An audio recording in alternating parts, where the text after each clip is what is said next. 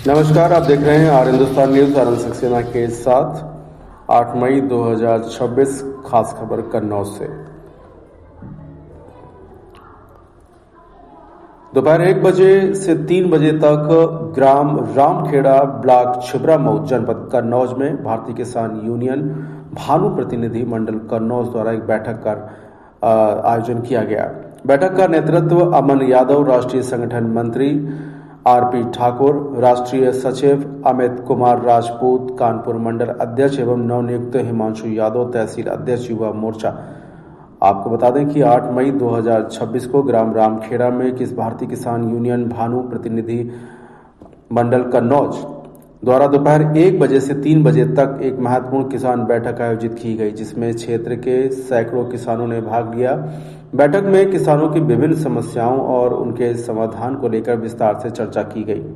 बैठक के दौरान प्रीपेड स्मार्ट मीटर का मुद्दा प्रमुख रूप से उठाया गया। किसानों ने बताया कि सरकारी आदेश के बावजूद भी इन मीटरों को पोस्टपेड में परिवर्तित नहीं किया गया है।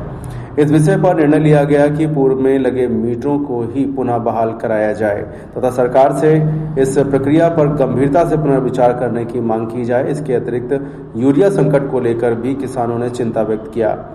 सरकार द्वारा डीएपी और यूरिया को ऑनलाइन बुकिंग के माध्यम से उपलब्ध कराने की व्यवस्था पर किसानों ने कहा कि यह पहल आधुनिकता की दिशा में एक अच्छा कदम है, लेकिन वर्तमान में अधिकांश किसान तकनीकी रूप से सक्षम नहीं है। इसलिए मांग की गई है कि यूरिया की उपलब्धता पहले की तरह सहज रूप में सुनिश्चित की जाए तथा किसानों की वास्तविक खेती के आधार पर खाद उपलब्ध कराई जाए। किसानों ने यह भी कहा कि जब तक उनकी फसल उचित मूल्य पर नहीं बिकेगी और वे बिना मानसिक तनाव के खेती नहीं कर पाएंगे, तब तक वे पूर्ण रूप से आधुनिक प्रणाली को अपनाने में सक्षम नहीं होंगे। इस संदर्भ में किसानों की आय दोगुनी करने, किसानों का कर्ज माफ करने तथा माननीय राष्ट्रीय अध्यक्ष ठाकुर भानु प्रताप सिंह जी द्वारा लगातार उठाई जा रही आवाज एक स्वतंत्र किसान आयोग के गठन की मांग की गई, जिससे किसान स्वयं अपनी फसल का मूल्य निर्धारित कर सके और सरकार सीधे उनकी उपज खरीद सके। बैठक में यह भी सामने आया कि जनपद में कुछ असामाजिक तत्व किसान संगठनों का दुरुपयोग कर रहे हैं और संगठन की छवि खराब कर रहे हैं। इस पर निर्णय लिया गया कि ऐसे तत्वों के विरुद्ध शीघ्र ही अधिकारियों को ज्ञापन देकर कार्रवाई की मांग की जाएगी। साथ ही प्रशासन से भी अपेक्षा की गई है कि वह इस मामले का संज्ञान लेकर आवश्यक कदम उठाएं।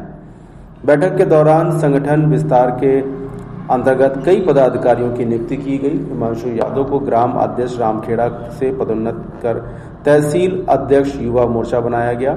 इसके अतिरिक्त जयप्रकाश को तहसील सचिव, रणवीर सिंह यादव को जिला सदस्य, सुरेंद्र फौजी को ग्राम अध्यक्ष रामखेड़ा, अरविंद यादव को ग्राम प्रवक्ता, जगमोहन सिंह को जिला सदस्य, कुबेर यादव को ग्राम सदस्य, प्रदीप कुमार को ग्राम सदस्य, महाराम को ग्राम उपाध्यक्ष तथा भूरे सिंह को ग्राम उपाध्यक्ष नियुक्त किया गया। साथ ही लगभग 2 दर्जन किसानों ने संगठन की सदस्यता भी ग्रहण किया।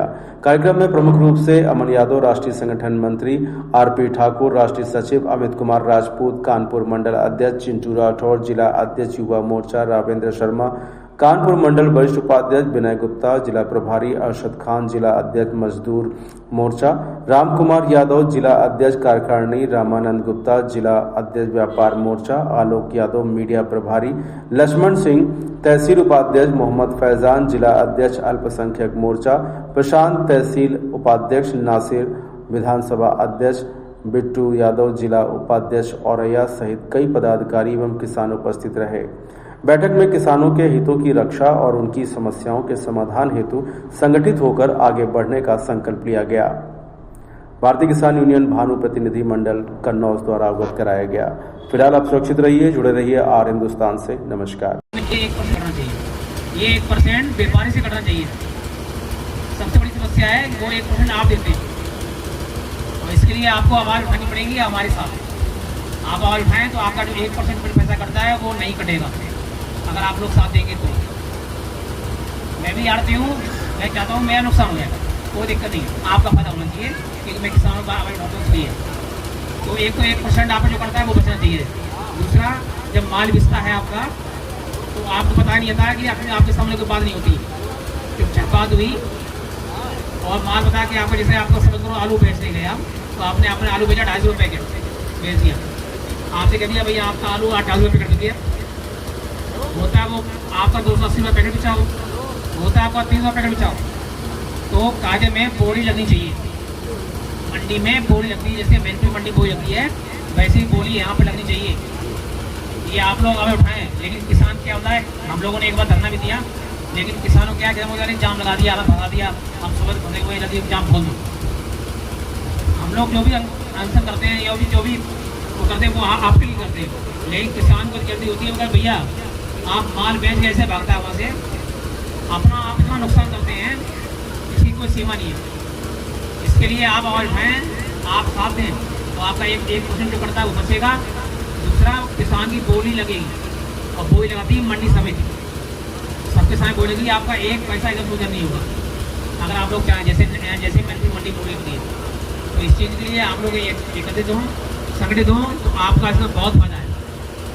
उसके लिए हमारा आवाज़ उठाएंगे, उसके लिए आप लोग आएँ हमारे साथ, जो भी किसान भाई हैं। ये आपके फायदे की बता रहा हूँ मैं, ये तो मैं एक आड़ती हूँ, मैं आपको जो दिक्कत है वो बता रहा हूँ मैं आपको, ठीक है। बाकी किसान तो भाई आप जानता है, आप जानते ही हैं, जो भी किसान है वो आप जानता है। किसान अपना पैदा करेंगे तभी हमारे मुंह में जाएगा, तभी जो अधिकारी बैठे उनके मुंह में जाएगा, जो भी LGM DM बैठे उनके मुंह में जाएगा। आप अंदाजा है, आपका उगाया हुआ जो भी अनाज है वो सभी खाते हैं, पशु पक्षी से लेकर